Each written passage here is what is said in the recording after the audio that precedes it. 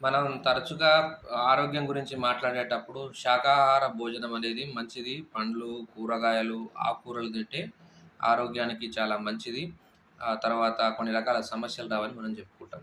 అయితే ఈ శాకాహార భోజనం అనేది విషతుల్యమైందని పార్లమెంటు సాక్షిగా మన కేంద్ర వ్యవసాయ శాఖ మంత్రి శివరాజ్ సింగ్ చౌహాన్ గారు వెల్లడించినటువంటి పరిస్థితి.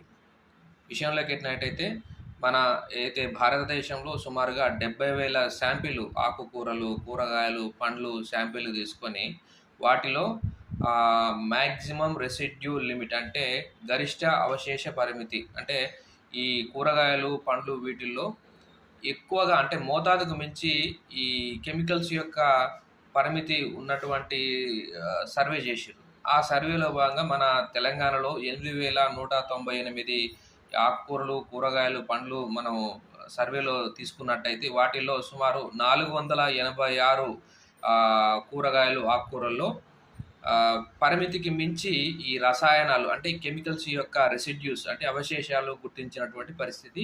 అయితే మనము ఈ కెమికల్ వాడకాలలో, కెమికల్ అవశేషాలు ఉన్నటువంటి కూరగాయలలో మన భారతదేశంలో మనము టాప్‌లో ఉన్నాం. మన తర్వాత కర్ణాటక ఉంది. ఇటు ఆంధ్రప్రదేశ్ కూడా తక్కువేం గాదు. ఇక మిగతా స్టేట్‌లలో కూడా తక్కువేం గాదు. కాబట్టి శాకాహార భోజనం విషయంలో కూడా మనము భయపడాల్సినటువంటి పరిస్థితి ఈ కెమికల్ వాడడం వల్ల అంటే అత్యధికంగా కెమికల్ వాడడం వల్ల పరిస్థితి వచ్చింది.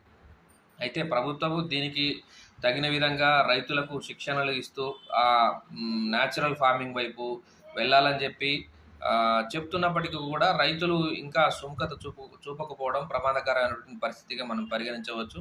కాబట్టి రైతులు, ఇటు వినియోగదారులు అంటే ప్రజలు కూడా ఈ కెమికల్ వాడకం పైన ఒక్కసారి మనము రియలైజ్ కావాల్సినటువంటి తరుణం వచ్చింది. లేకపోతే మనము విషాన్ని తిని అనారోగ్యాల పాలు కాక తప్పదు.